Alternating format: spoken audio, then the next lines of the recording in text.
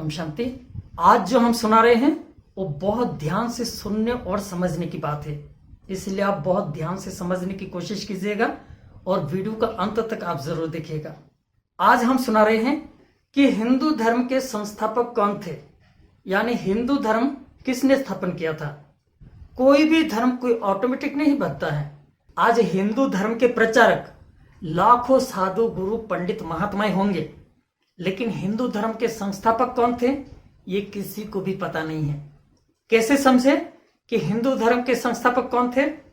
बिल्कुल एक सहज बात से आप समझ सकते हैं। भला आज दूसरे धर्म में, हर धर्म के अंदर अलग अलग टुकड़ा टुकड़ा होकर अलग अलग संप्रदाय में लोग बटे हुए हैं। आज हम बुद्ध धर्म को देखें, बुद्ध धर्म में भी 3 संप्रदाय में लोग बटे हुए हैं। एक है थेरवाद, दूसरा है महायान और तीसरा है वज्रयान।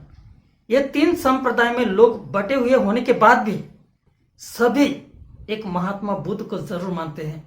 इस प्रकार से अगर हम ईसाई धर्म को देखें यानी क्रिश्चियन धर्म को देखें, वो भी 3 संप्रदाय में लोग बटे हुए हैं। एक है कैथोलिक, दूसरा है प्रोटेस्टेंट और तीसरा है ऑर्थोडॉक्स।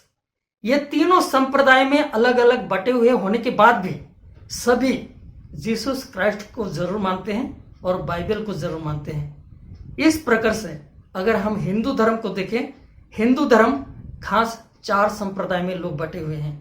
एक है वैष्णव संप्रदाय।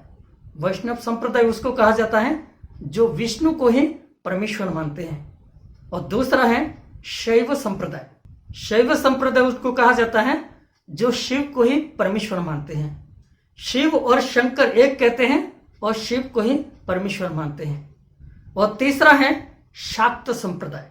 शाक्त संप्रदाय उनको कहा जाता है जो देवियों को ही परम शक्ति मानते हैं, उनको शाक्त संप्रदाय कहा जाता है।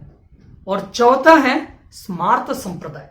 स्मार्त संप्रदाय उनको कहा जाता है जो भी भगवान के अलग अलग रूप हैं सबको वो समान मानते हैं। तो ये 4 संप्रदाय में पूरा हिंदू धर्म के लोग बटे हुए हैं।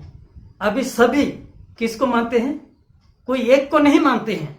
जैसे आज सिख धर्म में लगभग 10 संप्रदाय में लोग बटे हुए हैं, लेकिन 10 संप्रदाय में अलग अलग बटने के बाद भी सभी एक गुरु नानक को जरूर मानते हैं। अर्थात सिख धर्म के संस्थापक गुरु नानक ही उनका पूर्वज मानते हैं।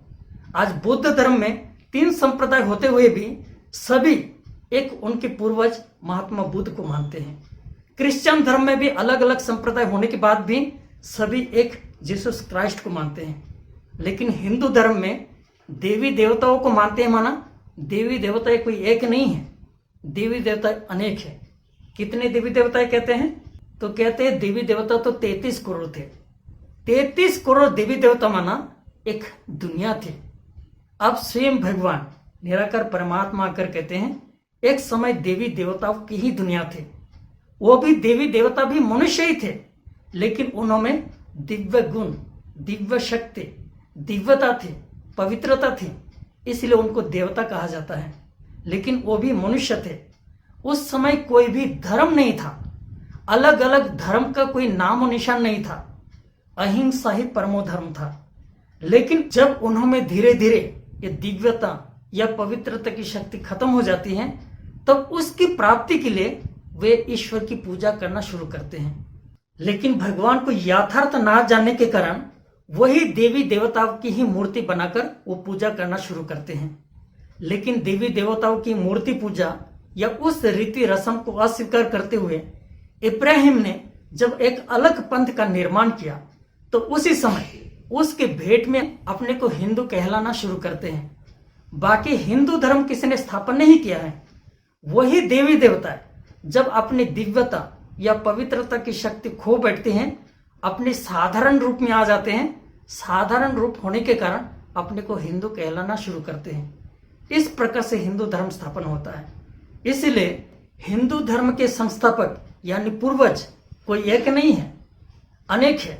अर्थात देवी देवता ही हिंदू धर्म के पूर्वज थे। तो ये सारी नई बात आपको जरूर समझ में आ गई होगी। तो आपके संपर्क में जो भी हैं सबको इस वीडियो को आप शेयर कर दीजिए, ताकि ये सारी नई बात सबको मालूम पड़े। ओम शांति।